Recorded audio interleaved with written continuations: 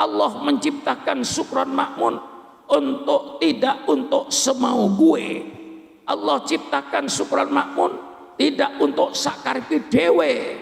Allah ciptakan Sukron Makmun tidak untuk semau-maunya, tapi Allah ciptakan Sukron Makmun untuk melaksanakan perintah Allah dan untuk menjauhi larangan Allah. Dan perintah Allah itu pasti manfaatnya kembali pada kita, dan larangan Allah madaratnya pasti akan kembali pada kita. Maka kita umat Islam tidak pernah trauma dengan perintah Allah, dan kami umat Islam tidak pernah trauma dengan larangan Allah. Bagaimana? Ngajinya? Mantap? Mantap? Lah ini kewajiban saya untuk menyampaikan. Apalagi timbul aliran sekularisme. Orangnya disebut sekuler. Apa makhluk sekularisme ini? Makhluk sekularisme itu faham yang mengatakan bahwa agama ini tidak mengurusi kehidupan manusia, memisahkan agama dengan kehidupan manusia. Agama itu cuma di dalam masjid, sholat, sujud, tahlilan, marhabanan, bungkus berkat, ulang, itu Islam. Di luar masjid tidak ada agama. Ini namanya sekularisme, makhluk yang datang dari barat ini. Jadi agama cuma hubungan dengan Allah, tapi kehidupan manusia tidak diatur oleh agama, diatur oleh akal manusia sendiri.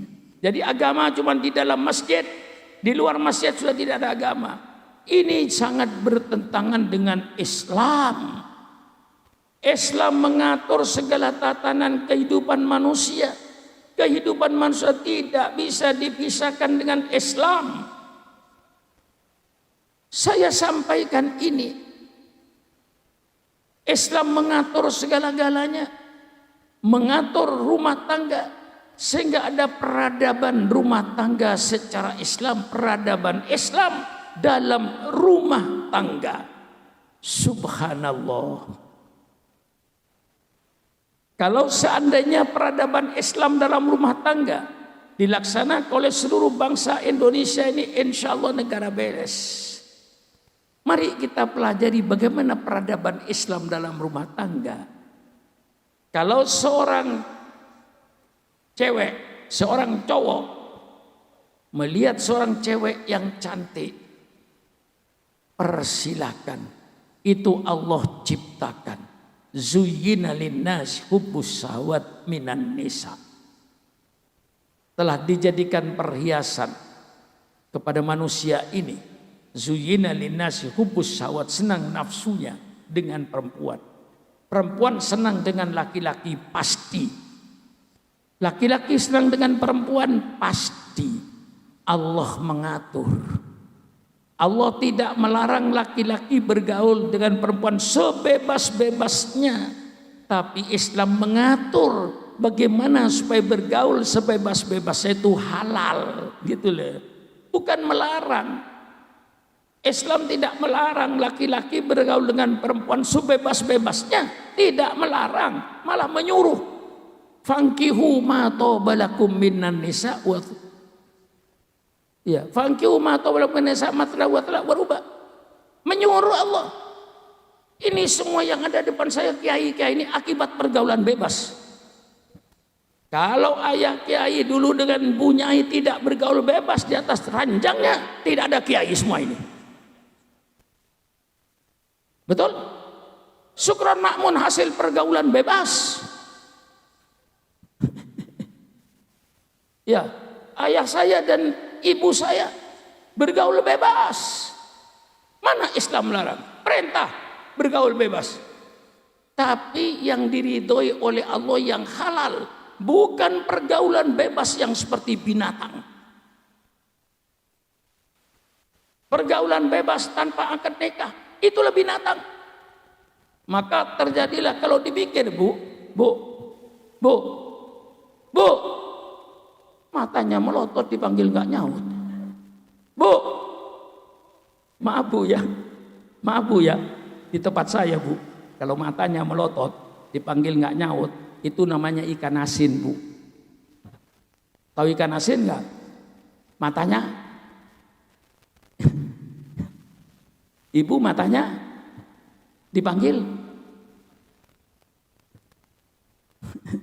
Nah iya, ini kita semua akibat pergaulan bebas Bu. Allah nyuruh bergaul bebas lah, tapi dengan hukum Allah. Bukan tanpa hukum. Bergaul bebas tanpa hukum itu binatang. Maka binatang itu Bu, subhanallah, ayam itu kurang ajar loh Bu. Hah? Tahu nggak kurang ajarnya ayam Bu? Telur 6 menetes, ngerem, netes Kiai. Ada yang satu jadi ayam jago, gede, ibu kandungnya dikawin. Kurang ajar nggak? Kurang ajar nggak? Siapa? Siapa? Ayam bertelur Bu, netes, jadi ayam betina, gede, dikawin oleh ayah kandungnya sendiri. Kurang ajar nggak? Kurang ajar nggak? Siapa? Pernah baca di koran seorang wanita hamil karena ayah kandungnya sendiri? Pernah membaca? Sering. Itu ayam. Saya kasih contoh yang real. Ayam bertelur 6 netes. Di antaranya jadi ayam betina, jadi ayam jago. Kakak beradik kawin Bu.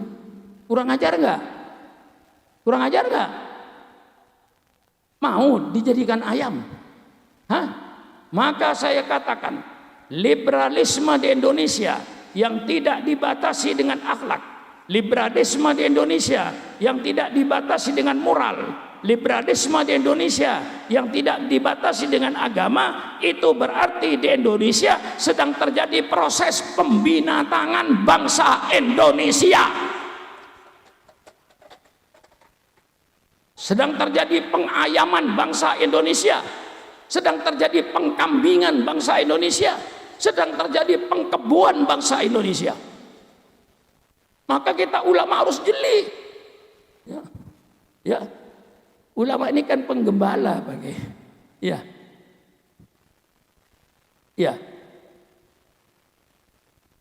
Ulama ini penggembala. Siapa yang digembala? Ya yang ada di depannya ini. Seorang penyair berkata, wa ra'isat yahmi ad-dibanha fa kaifa idza kana ru'atul dhi'abun. Penggembala kambing itu menjaga kambing Bu supaya tidak dimakan serigala. Bagaimana kalau penggembalanya serigala? Hah? Habis kambingnya. Wa man ra'a ghanaman fi ardin masba'atin wa nama anha tawalla ra'yal asadu. Barang siapa yang menggembala kambing di tengah-tengah hutan yang penuh binatang buas, kemudian penggembalanya tidur, habis kambing ini akan dimakan oleh binatang buas. Sukron Makmun sedang menggembala kambing di tengah-tengah ibu kota yang banyak binatang buasnya, penjudian, perzinaan, pelacuran, segala macam, porno, macam-macam.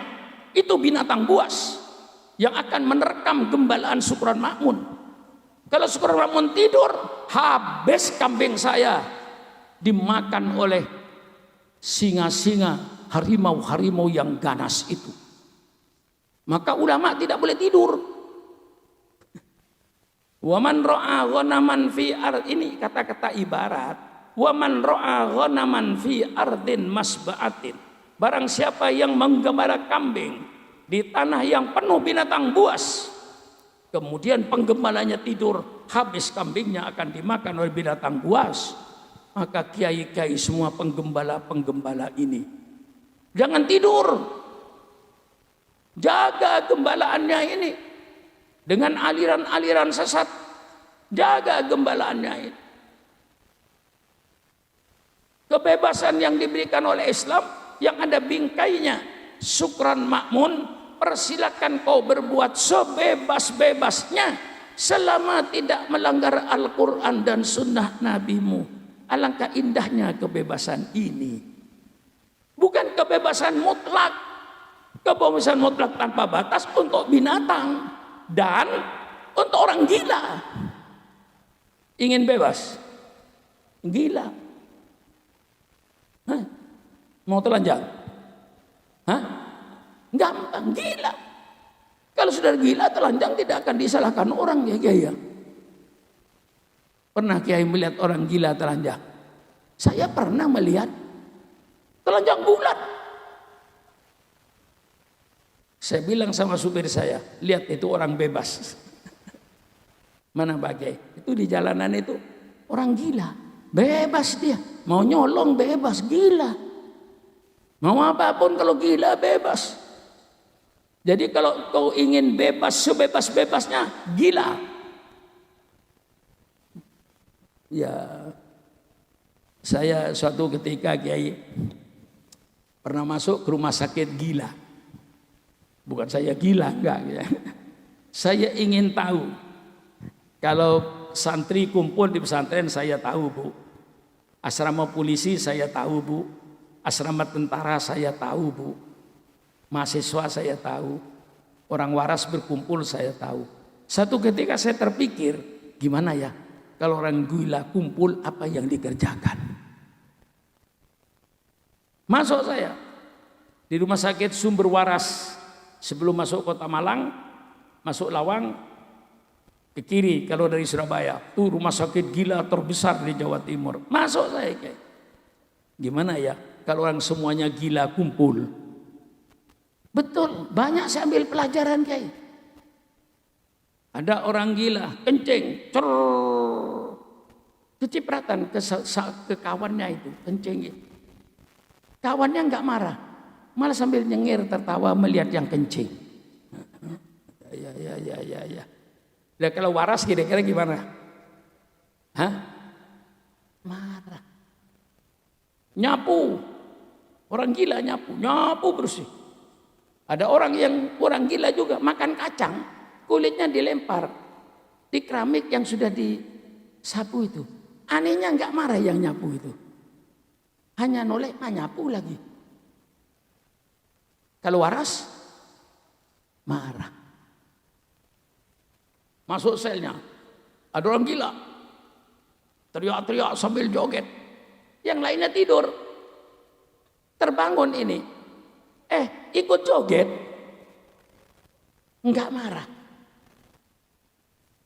Kiai. Oh iya ya, kalau ingin semuanya lancar, gampang. Jadikan bangsa ini gila semua. Kalau sudah gila semua lancar, Pak. Kalau tidak gila, ada amar ma'ruf nahi mungkar. Orang gila tidak mukallaf. Wairu mukallaf orang gila itu. Allah tidak membebankan orang gila untuk amar ma'ruf nahi mungkar. Bebas. Jadi kalau ingin bebas mutlak tanpa batas, jadilah kau binatang. Kalau tidak jadi binatang, jadilah kau orang gila. Baru kau bebas mutlak. Selama kau manusia biasa, selaku warga negara Republik Indonesia, kita mempunyai pedoman kepada Pancasila dan Undang-Undang Dasar 45. Sebagai umat Islam, kita dibatasi dengan Al-Quran dan Sunnah Rasulullah. Maka saya minta liberalisme di Indonesia persilakan, tapi dibatasi dengan akhlak, dibatasi dengan moral, dibatasi dengan agama, dibatasi dengan Pancasila, dibatasi dengan Undang-Undang Dasar 45. Kalau tidak, berarti di Indonesia sedang terjadi proses pengayaman bangsa Indonesia. Maka jangan tidur, Bu, penggembalanya. Saya termasuk penggembala, Bu, yang tidak tidur. Takut ibu dimakan macan. Saya jaga dengan hati-hati. Lah inilah supaya kita selamat dari paham-paham yang akan seolah-olah kayak bagus, kayak benar. Kebebasan adalah hak asasi manusia.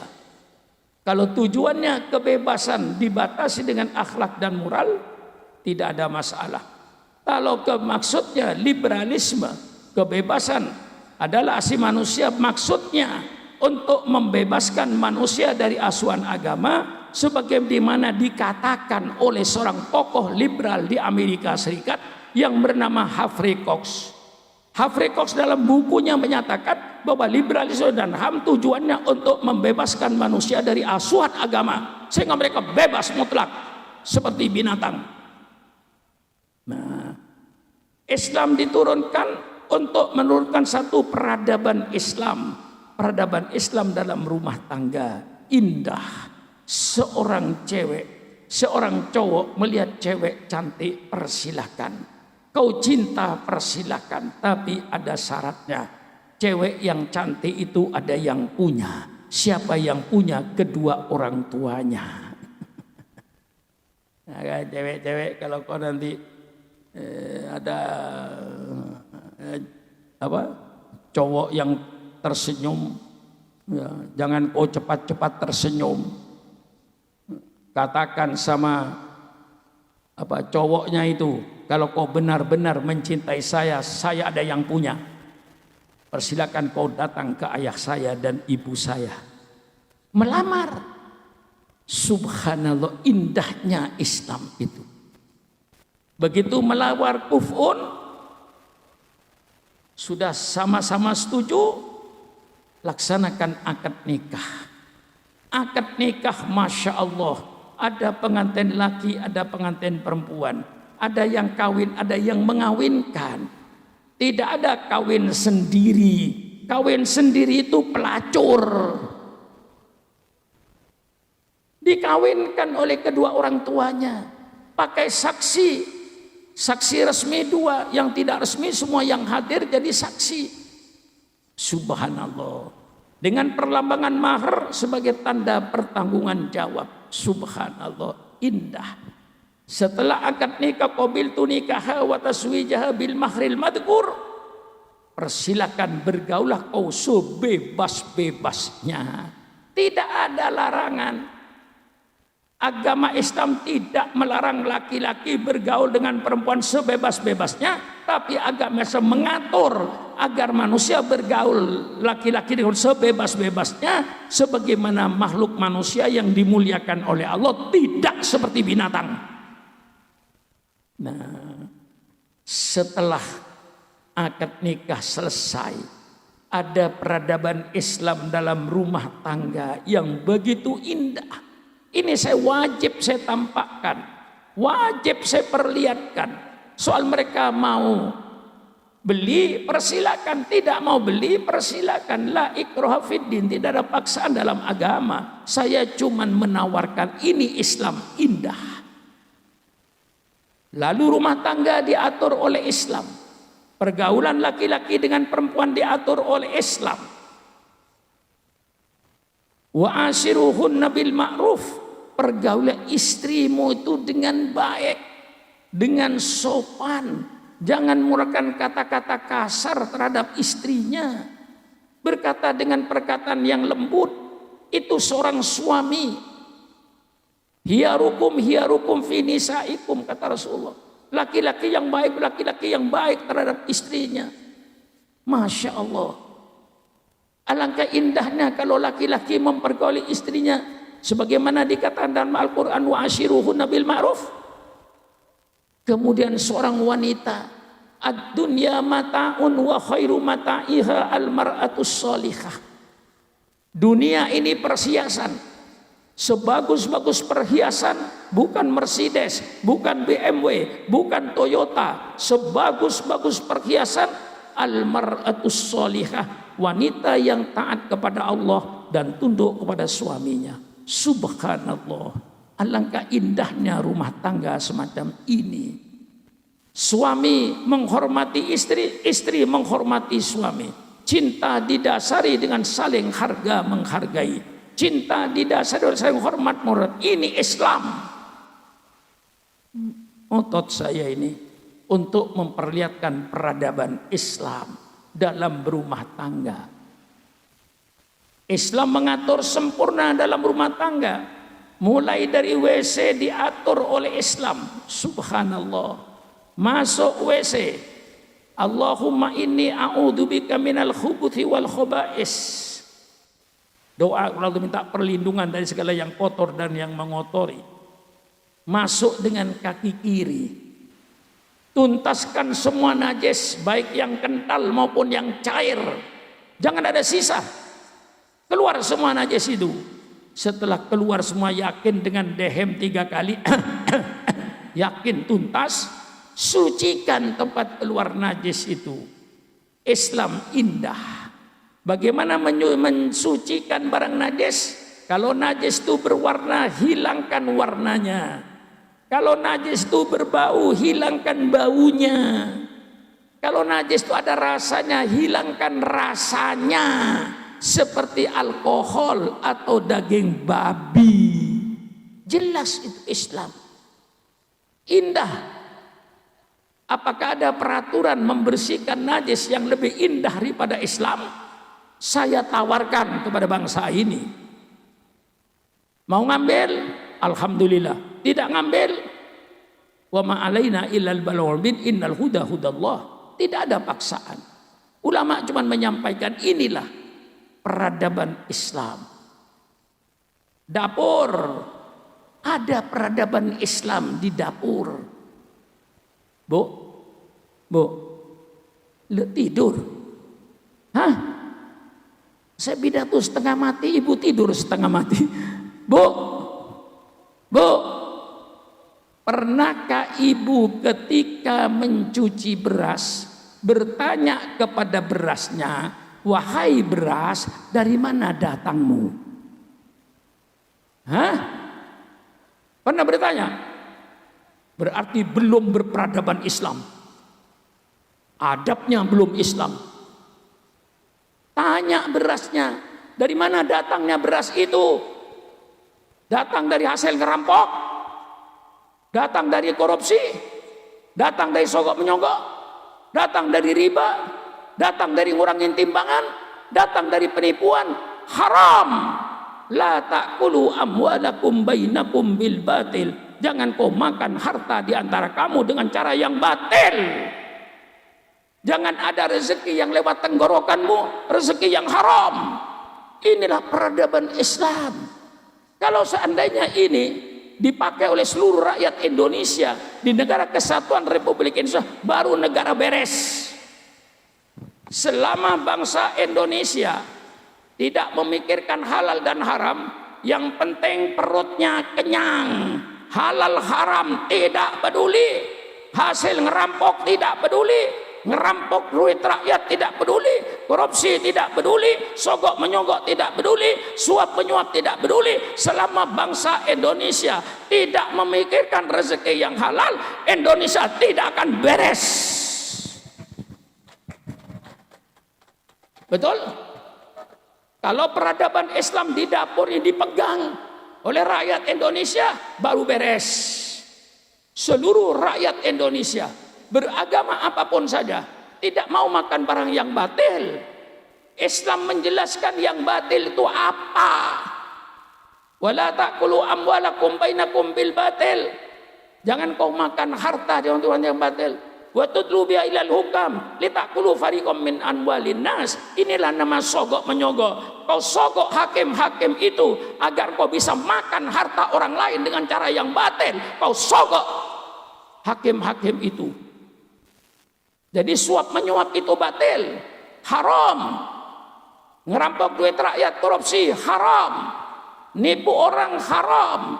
Kalau seandainya seluruh rakyat Indonesia di Indonesia ini tidak mau makan barang haram, seluruh makanan yang lewat tenggorokannya halal, baru Indonesia akan beres.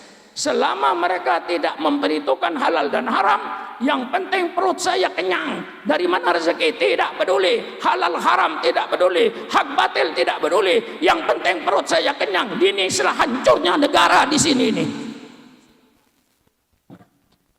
Kurang apa saya ini kepada bangsa ini? Cintanya kepada bangsa ini. Mari Supaya kita pikirkan, ini peradaban Islam di dapur, Bu. Bu. Islam kan dapurnya. Orangnya Islam, dapurnya enggak. Dimakan barang haram. Hasil korupsi, hasil sogok menyogok, hasil riba yang dimakan. Itu berarti dapurnya belum berperadaban Islam. Mari kita bikin peradaban Islam. Masuk meja makan, Bu. Bu. Nanti kalau mau makan ingat saya ya. Loh, kok ketawa? Ingat saya.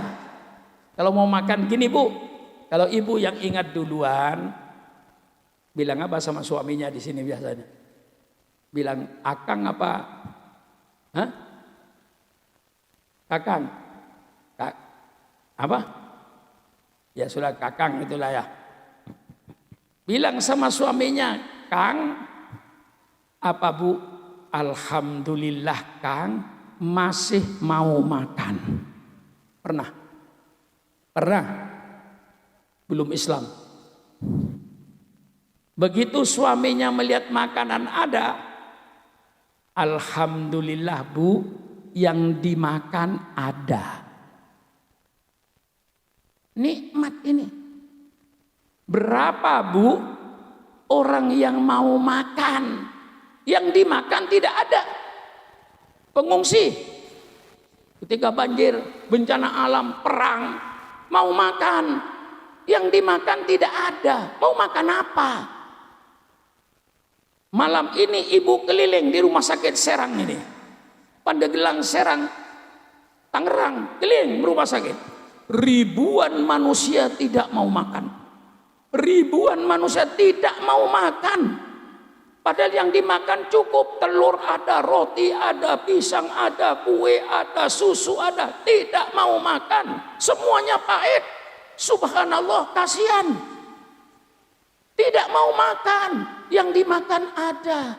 Mau makan, yang dimakan kagak ada. Lalu ibu nanti sama suaminya, Kang, ingat saya, Kang, apa Bu? Alhamdulillah Kang, masih mau makan. Berapa orang, banyaknya orang yang tidak mau makan. Lalu suaminya menjawab, alhamdulillah Bu, yang dimakan ada. Baru Allahumma barik lana fima rozaqtana wa qina adzabannar. Baru bismillahirrahmanirrahim dikunyah. Gigi ini gunanya untuk mengunyah makanan sehancur-hancurnya, supaya perut besarnya tidak menderita. Kalau yang masuk sudah hancur, perut enak Bu, nggak sakit emah. Ini kadang-kadang makan sudah tempe digoreng garing, baru dibelah dua oleh giginya langsung ditelan. Lihat besok pagi keluar tetap tempe. Mana vitaminnya? Kalau ibu makan dikunyah sampai hancur kayak bubur Bu, insya Allah buang air besarnya sedikit. Sedikit. Karena banyak jadi vitamin, hancur. Coba ibu praktekkan malam ini. Cari kacang goreng, telan. Jangan dikunyah sama sekali. Besok buang air besar, lihat itu. Vitaminnya enggak ada. Allah bikin gigi ini suatu hikmah. Hancurkan sehancur-hancurnya. Baru telan. Habis makan, alhamdulillahilladzi at'amani wa saqani wa ja'alani minal muslimin. Subhanallah. Saudara, meja makannya berperadaban Islam. Apakah Anda sudah berperadaban Islam? Saya malam ini mengajarkan peradaban Islam. Mulai dari WC berperadaban Islam, dapurnya berperadaban Islam, kemudian tempat makannya berperadaban Islam, kamar tidurnya berperadaban Islam. Bu,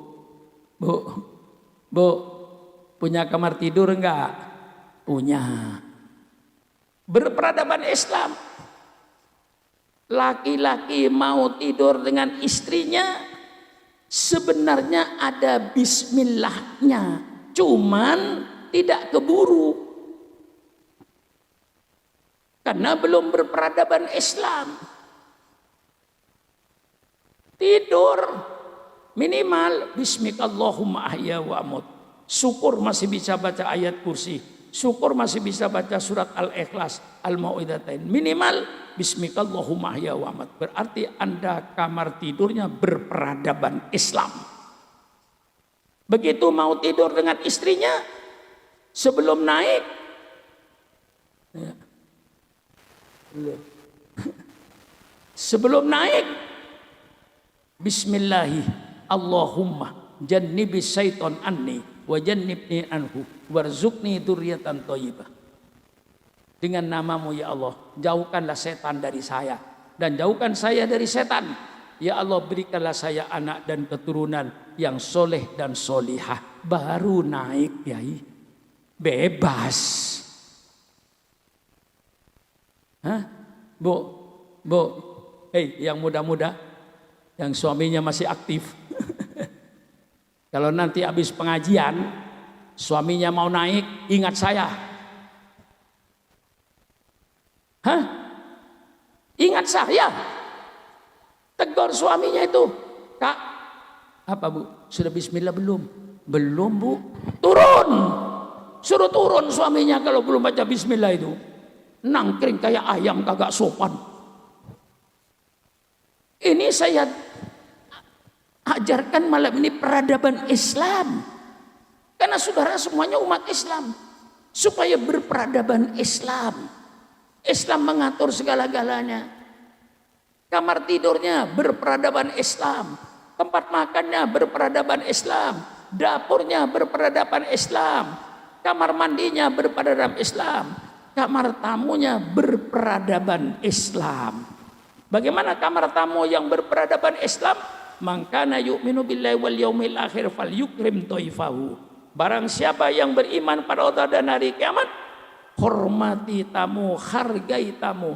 Menghormati tamu wajib. Subhanallah. Menjadi tamu harus punya adab. La tadkhulu buyutan ghairu buyutikum hatta tasta'disu aw tusallimu ila ahliha. Jangan kau masuk rumah yang bukan rumahmu sehingga kau minta izin dan mengucapkan salam. Assalamualaikum 3 kali mengucapkan salam tidak dijawab, haram masuk rumah orang. Sopan, beradab. Setelah jadi tamu, ikuti Imam Syafi'i. Kata Imam Syafi'i, at-thaifu kal mayyit.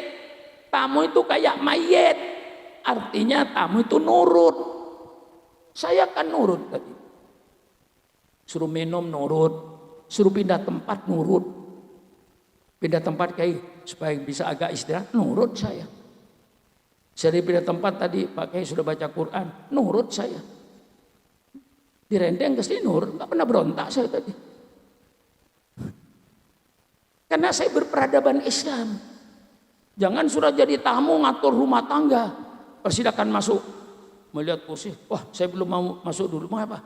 Itu tidak pantas lemari di situ. Tolong pindah ke sana. Loh, ini tamu apa? Coba kursi ini pindah sana. Ini namanya tamu yang kurang ajar ini. Tamu yang baik taat sama tuan rumah. Tuan rumah hormat sama tamu. Tamunya sopan masuknya dengan minta izin. Begitu berada dalam rumah tuan rumah, taat kepada tuan rumah. At-thaifu kal mayyit. Tamu itu kayak mayit, artinya nurut Bu. Bukan kalau cuman mayit. Mayit kan nurut Bu. Ya, mayit nurut apa tidak? Nurut. Dimandiin nurut. Dibungkus nurut. Ada diserang. Dimandiin terus kakinya nyepak-nyepak. Kalau ada mayit dimandiin kakinya nyampe-nyepak, tinggal aja suruh mandi sendiri. Dimandiin nyepak-nyepak, suruh mandi sendiri. Mayit itu nurut. Subhanallah, ini peradaban Islam. Saya mau menghidupkan peradaban Islam untuk umat Islam. Supaya kita berperadaban Islam. ber-RT, ber-RW. Kalau ada di sini ketua RT, ketua RW atau lurah, bagaimana Islam mengatur bermasyarakat? Bagaimana peradaban Islam dalam ber-RT, ber-RW, bermasyarakat? Islam mempunyai peradaban yang indah. Bagaimana tidak indah?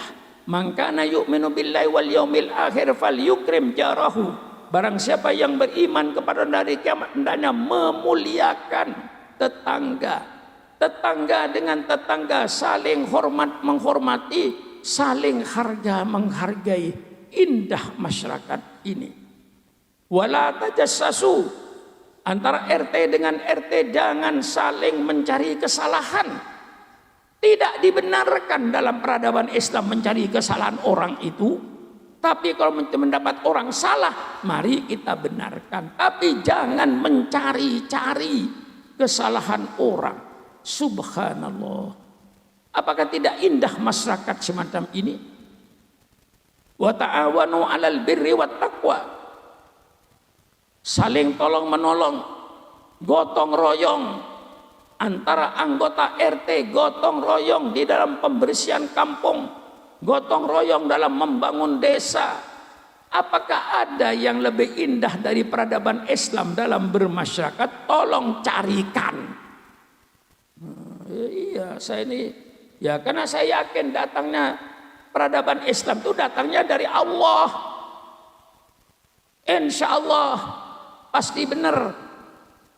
Ini peradaban Islam dalam bermasyarakat. Bagaimana peradaban Islam mengatur kalau masyarakatnya kayak orang sekarang pluralistik, bermacam-macam suku, bermacam-macam agama. Islam yang mengatur bagaimana kita bergaul dengan orang non-muslim. Islam membagi orang muslim ada dua. Kafirun harbiyun, orang kafir yang memerangi orang Islam. Orang kafir yang memerangi orang Islam kita perangi. Jelas Quran itu. Qatilu fi sabilillah alladzina yuqatilunakum. Sekarang ada orang non-muslim, orang kafir, orang non-muslim hidup rukun dengan orang Islam, saling hormat menghormati, saling harga menghargai, tidak pernah bercekcok, tidak pernah menghina agama. Apa sikap kita? Rasulullah sudah mengatur, itu orang kafir dinamain kafir zimmiyun. Ada kafir harbiyun, ada kafir zimmiyun. Kalau kafir harbiyun tegas, perangi.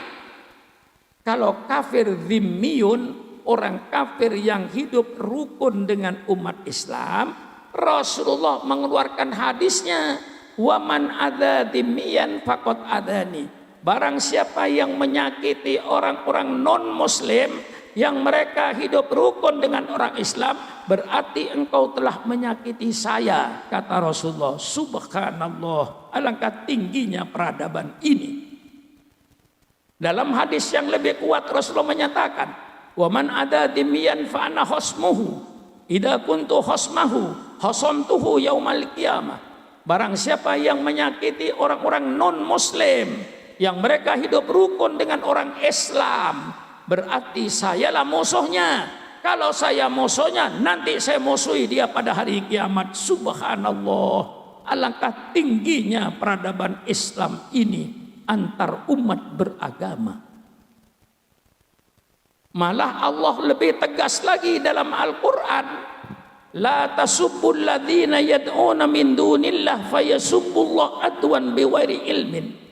Hai orang-orang yang beriman, kau jangan menghina orang-orang yang menyembah kepada selain Allah, karena nanti mereka akan menghina Allah. Timbullah permusuhan antar umat beragama. Subhanallah, indah Islam ini dalam pergaulan, dalam negara yang pluralistik. Islam indah, bisa menyatukan yang berbeda agama, berbeda suku. Islam bisa menyatukan dengan peradaban Islam. Alangkah indahnya ini peradaban Islam ini. Nah, maka ngajinya tuntas. Islam bicara soal ekonomi, Alhamdulillah Kiai, di tengah-tengah pencaturan ekonomi global, Allah memperlihatkan Islam dengan adanya Bank Syariah Indonesia. Sekarang Bank Syariah, kalau dulu Bank Syariah itu masih ngumpul-ngumpul di bank lain. Sekarang pemerintah bikin Bank Syariah Indonesia, berdiri sendiri. Subhanallah. Siapa bilang Islam tidak bicara ekonomi? Siapa bilang Islam tidak bicara pertanian? Siapa bilang Islam tidak bicara soal industri? Subhanallah, subhanallah, subhanallah. Islam bicara soal ekonomi. Dan sekarang dibuktikan dengan adanya Bank Syariah. Bahwa Islam mengatur ekonomi perputaran uang sistem bank tapi tidak riba. Subhanallah, subhanallah. Ini peradaban Islam di bidang ekonomi. Mengapa Islam bicara soal ekonomi? Supaya pelaku-pelaku ekonomi itu orang yang bermoral. Janganlah pelaku ekonomi itu preman-preman, bajingan-bajingan suka menipu. Rusak rakyat ini. Supaya orang yang ada di pasar-pasar, yang ada di industri-industri, semuanya mereka terdiri dari manusia-manusia yang berakhlakul karimah. Orang yang berakhlak, orang yang bermoral, yang menjadi pelaku ekonomi. Jangan pelaku ekonomi orang yang tidak bermoral. Jangan pelaku ekonomi orang yang tidak berakhlak. Hancur negara ini. Ini Islam. Bicara soal ekonomi. Lebih tegasnya baca kitab Fathul Qorib. Baca kitab Fathul Mu'in. Mulai babul baik tentang jual beli. Syaratnya jual beli, rukunnya surat beli. Apa syaratnya jual barang yang dijual? Subhanallah, Islam lengkap. Jangan beli tanah sama anak TK. Tidak sah. Karena wairu akil. Ya. Karena anak TK punya tanah, ya umur 3 tahun lalu dibeli tanahnya. Ada syaratnya dan barang yang dijual harus milkut tam dan jangan menjual barang orang, jangan menjual barang titipan, jangan menjual barang yang kepunyaan bersama, harus musyawarah. Ini yang dijual milkut tam. Subhanallah, seandainya ekonomi ini dilaksanakan, pemerintah insya Allah tidak usah membuat lembaga perlindungan konsumen. Konsumen akan terlindung dengan pedagang-pedagang yang jujur. Jangan menjadi pedagang penipu. Apa yang tidak ada dalam Fathul Qorib? Bab jual belinya ada. Bab hawalah. Ada yang baca babul hiwalah tentang pemindahan hutang. Ada cara memindahkan hutang. Hutang bisa dipindahkan kepada orang lain dengan syarat. Itu semuanya tertulis dalam kitab Fathul Qorib. Babul Qarot. Ada yang baca babul Qirot tentang penanaman modal. Subhanallah. Sampai kepada babus salam tentang pemesanan barang. Terperinci pemesanan barang itu. Barang apa yang dipesan dan di mana bayarnya. Masya Allah. Sekarang menjadi online. Bagaimana hukumnya? Online. Saya katakan hukumnya halal dengan syarat. Jangan bayar sebelum barang diterima. Bayar duluan atau tidak dikirim. Bayar duluan dikirim barang yang kualitasnya lebih rendah. Kan kita di online kan beli gambar, bukan beli barang kan. Baru beli gambar. Di HP saya punya barang gambar begini-begini barang saya. Siapa yang mau pesan? Ya saya pesan nomor sekian. Nanti kenyataannya benar nggak kualitasnya? Maka dalam online persilakan, tapi jangan dibayar sebelum barang tiba di rumah Anda. Setelah barang tiba di rumah Anda, diperiksa benar sesuai dengan pesanan, baru Anda bayar. Kalau bayar duluan akan timbul penipuan.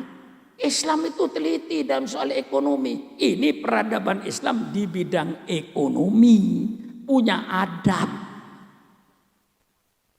Bagaimana ngajinya malam ini? Mantap. Mantap. Ngaji. Ini majelis ilmu, bukan majelis gurau. Bukan majelis ketawa. Boleh ketawa sewaktu-waktu, tapi jangan ketawa terus-menerus jadi orang gila. Mari kita ajarkan peradaban Islam ini, supaya kita umat Islam berperadaban Islam. Dengan kita berperadaban begitu indah, mungkin orang lain akan, ya Allah, kok hebat orang Islam itu peradabannya. Saya masuk Islam. Banyak orang masuk Islam karena peradaban, karena akhlak. Oleh sebab itu kita tunjukkan akhlak Islam ini. Di bidang ekonomi, di bidang politik, ini terakhir. Saya urutkan, mulai dari rumah, sampai ber-RT, ber-RW, sampai berekonomi, sampai terakhir berpolitik. Kiai dipengaruhi, kiai bersih, kiai suci, politik itu kotor kiai. Kiai nggak usah campur politik lah. Urusi pondoknya saja, yang ngurusi politik saya. Jadi yang ngatur negara saya, yang menjual negara saya. Yang kan menjual kekayaan negara saya. Kalau kiai ikut ngatur, ini nggak boleh, ini nggak boleh. Biar saya bebas, dari kiai nggak usah berpolitik lah. Duduk di masjid aja. Ini kerjaan orang sekuler. Politik itu bagus kiai. Politik itu tidak jahat, kiai. Yang jahat itu bukan politik, yang jahat itu pelaku politik. Bedakan antara politik dan pelaku politik. Bedakan antara Islam dan orang Islam. Kalau saya tanya sama saudara-saudara, di Serang itu ada nggak orang Islam yang nyolong sepeda motor? Hah? Kok nggak jawab? Ada. Betul jawabannya, jangan bilang banyak, saya tersinggung. Ada. Apakah Islam itu jahat? Tidak. Islam tidak nyanggaran nyolong. Mari kita pelajari, politik itu tidak jahat. Ilmu politik itu satu ilmu yang mulia. Mengapa ilmu politik itu menjadi ilmu yang mulia? Mari kita ingat takrifnya, definisinya. Kalau kiai di pondok pesantren belajar ma huwa ilmun nahwi, ilmun nahwa ilmun yabatu an awahiril kalimat min haitsul i'rab. Bagus kan definisinya. Cuma kadang-kadang yang ngajar nahwu sering nyolong sabunnya santri. Ya kan, kadang-kadang di pesantren kan begitu toh, dianggap halal karena kawan sabunnya diambil dipakai. Nah, dia belajar ilmu nahwu, ilmu nahwunya bagus. Yang belajar ilmu nahwu yang kurang bagus sering gosip. Nah, belajar ilmu saraf, ma huwa ilmu sarfi, ilmu sarfi wa ilmun yabatu an taghyiril kalimat min kalimatin wahidatin ila kalimatin muta'addidatin lima'anin maksudatin. Bagus ilmu sarafnya. Yang tidak bagus yang belajar saraf. Sering apa? Nyolong kecapnya kawannya. Misalnya, bedakan antara Islam dan orang Islam. Bedakan antara politik dan pelaku politik. Ilmu politik ialah ilmu yang mempelajari bagaimana cara mengatur suatu negara. Cara mengatur suatu negara itu dihimpun dalam sebuah kitab yang namanya kitab politik, buku politik, ilmu politik. Islam banyak mempunyai ilmu politik.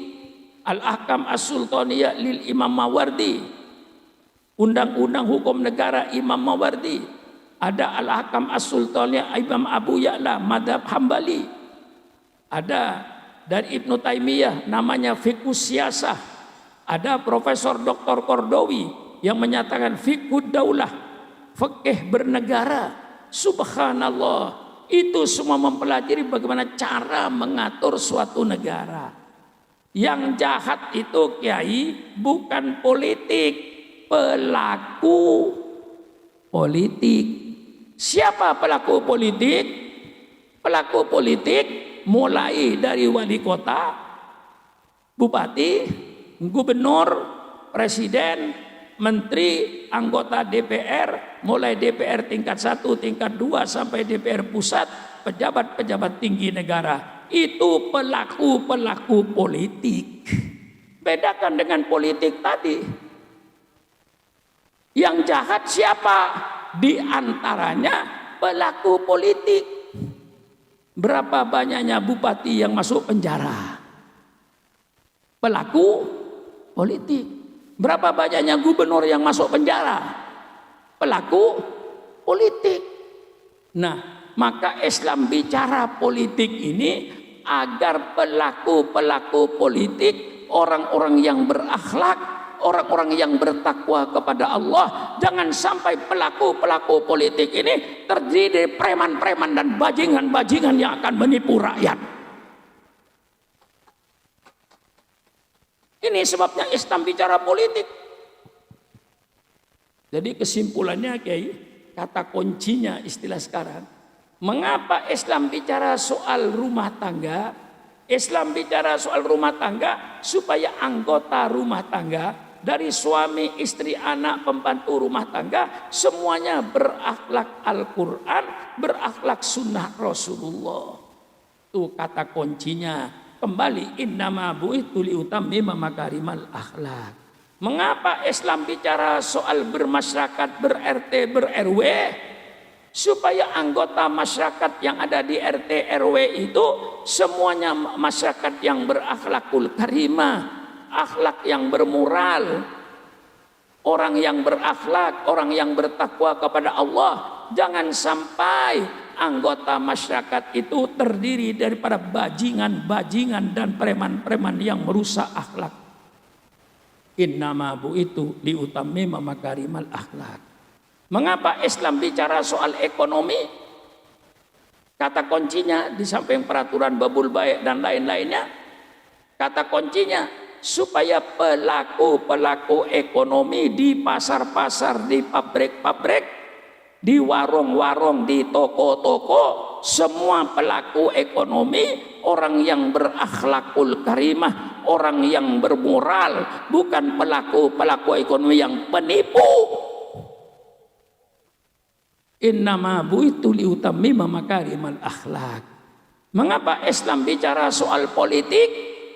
Islam bicara soal politik supaya pelaku-pelaku politik, mulai wali kota, bupati, gubernur, presiden, menteri, dan pejabat-pejabat negara, anggota DPR, anggota DPD, dan seluruhnya terdiri daripada manusia-manusia yang bertakwa kepada Allah, terdiri manusia-manusia yang berakhlak, yang bermoral. Jangan sampai pemimpin-pemimpin kita ini bajingan yang menjual negara kepada negara lain. Bagaimana ngajinya? Hah? Bagaimana ngajinya? Nah, ini pekerjaan kiai. Bicara kiai manapun saja, kiai Jawa Barat, kiai Jawa Tengah, kiai Jawa Timur, sama kiai itu. Kiai itu hanya ingin membentuk satu peradaban, peradaban Al-Quran, peradaban Islam untuk umat Islamnya. Adapun orang lain lalu tertarik dengan peradaban Islam, persilahkan. Nah, inilah peradaban Islam. Kita yang wajib liyudhirahu ala diri kulih, supaya diperlihatkan, ditampakkan, didohirkan, diperlihatkan peradaban Islam ini di tengah-tengah agama-agama yang macam-macam ini, dengan tidak usah menghina agama orang lain. Inilah agama kita. Tunjukkan peradaban Islam itu. Maka saya uraikan peradaban Islam ini mulai dari akidahnya sampai lengkap tadi, mulai kamar mandi, dapur, kamar makan, kamar tidur, kamar tamu. Ini rumah tangga berperadaban Islam. Tunjukkan ini peradaban Islam. Maka istilah saya ini, mari kita mengislamkan orang Islam. Karena masih banyak orang Islam tapi tidak Islam. Nah, kita mengislamkan orang Islam dengan cara, mari kita seluruhnya berperadaban Islam dalam segala kehidupan kita. berumah tangga dengan peradaban Islam, bertetangga, bermasyarakat dengan peradaban Islam, berekonomi dengan peradaban Islam, bertani dengan peradaban Islam, berpolitik dengan peradaban Islam. Dulu kiai yang melarang kiai berpolitik itu Belanda. Mengapa Belanda melarang kiai berpolitik? Karena Belanda ingin menguasai Indonesia. Tidak boleh ada bicara politik. Kalau sekarang ada orang yang melarang kiai berbicara politik, itu berarti orang sisa-sisa Belanda dulu. Kalau kiai cinta sama NKRI, persilakan kiai bicara politik. Tapi politik Al-Quran, politik sunnah Rasulullah, banyak itu kiai kalau mau bicara itu yang undang lagi. Nggak bisa satu malam, ini sudah malam kiai. Barangkali saya bicara 2 jam. 2 jam ya? 2 jam saya bicara kiai. Orang setua saya kiai. Semalam di Tasik 2 jam juga kiai. Pulang pagi, hanya istirahat ba'da duhur. Bangun lagi, mandi lagi, pergi lagi, ngomong lagi. Hanya untuk menanamkan peradaban Islam. Saya mau mengislamkan orang Islam. Supaya nanti menjadi contoh kepada umat lain. Inilah umat yang baik. Dengan peradaban Islamnya ini. Yang saya maksudkan termasuk ukhrijat linnasi. Ukhrijat linnasi. Inilah umat yang dikeluarkan oleh Allah untuk menjadi suri teladan pada umat yang lain. Inilah barangkali mudah-mudahan apa yang kita kerjakan semua ini, mudah-mudahan pahalanya kita berikan kepada almarhum Kiai Haji Lujaini bersama ibu, semuanya kita doakan mudah-mudahan athar-atharnya, bekas-bekasnya ini termasuk pondok pesantren ini sebagai amal jariah beliau. Mudah-mudahan Allah terima segala amal solehnya. Mudah-mudahan Allah ampuni segala dosanya. Amin. Dan mudah-mudahan putra-putranya, alhamdulillah, para ambiya itu kiai, yang paling dikhawatirkan itu pewarisnya kiai. Baca surat Maryam. Inni wahanal admu minni wasta'alar ra'su saiba walam akum bidarubika sakiyah. Inni hiftul mawaliya min waraati wa kanat imraati akira fahabli min ladunka waliya yarithuni wa yarithu min aliya waj'alhu rabbi radiya. Nabi Zakaria merintih menangis kiai. Yang ditangis Nabi Zakaria itu apa? Siapa yang akan memimpin umat setelah saya ini? Umur saya sudah 120 tahun. Istri saya umurnya sudah 98 tahun, belum punya anak. Yang disedihkan oleh Nabi Zakaria bukan dia. Kalau dia ya insya Allah lah. Tidak sedih, dia seorang Nabi, insya Allah masuk surga. Yang disedihkan Nabi Zakaria, siapa nanti yang akan melanjutkan perjuangan saya ini? Istri saya mandul, saya umur 120. Tapi ada satu filosofi yang meyakini Nabi Zakaria, ketika Nabi Zakaria masuk kamarnya Siti Maryam, dia mendapatkan buah musim panas pada musim dingin, mendapatkan buah musim dingin pada musim panas. Tidak musimnya tapi ada. Tidak musim rambutan, ada rambutan. Tidak musim duku, ada musim duku. Lalu Nabi Zakaria berpikir, kalau Allah bisa mendatangkan sesuatu yang bukan waktunya. Bukan waktunya buah ini, tapi Allah datangkan. Saya bukan waktunya untuk punya anak. Sudah 120 tahun umur saya. Istri saya sudah 98 tahun. Sudah bukan waktunya.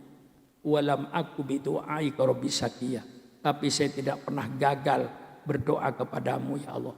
Pasti kau bisa mendatangkan sesuatu walaupun bukan waktunya. Maka saya minta Rabbi habli min ladunka waliya yarithuni wa yarithu min aliyaku. Ya Allah, berikanlah saya dari sisimu keturunan yang akan mewarisi saya dan mewarisi ajaran-ajaran nabi-nabi sebelumnya. Maka lahirlah Nabi Yahya alhamdulillah Kiai Lajo ini alhamdulillah sudah dengan keturunannya insya Allah sudah dipersiapkan yang melanjutkan. Kita doakan mudah-mudahan seluruh ahli warisnya dapat menjalankan apa yang diinginkan oleh almarhum, mengembangkan pondok pesantren dengan yang lebih baik. Inilah harapan, mudah-mudahan seluruh keturunannya, ahli warisnya diberikan kekuatan batin, diberikan kekuatan lahir dalam rangka melanjutkan cita-cita almarhum yang suci ini. Sekian saja, kurang lebihnya saya minta maaf. Wallahul muwaffiq ila aqwamit thoriq. Wassalamualaikum warahmatullahi wabarakatuh.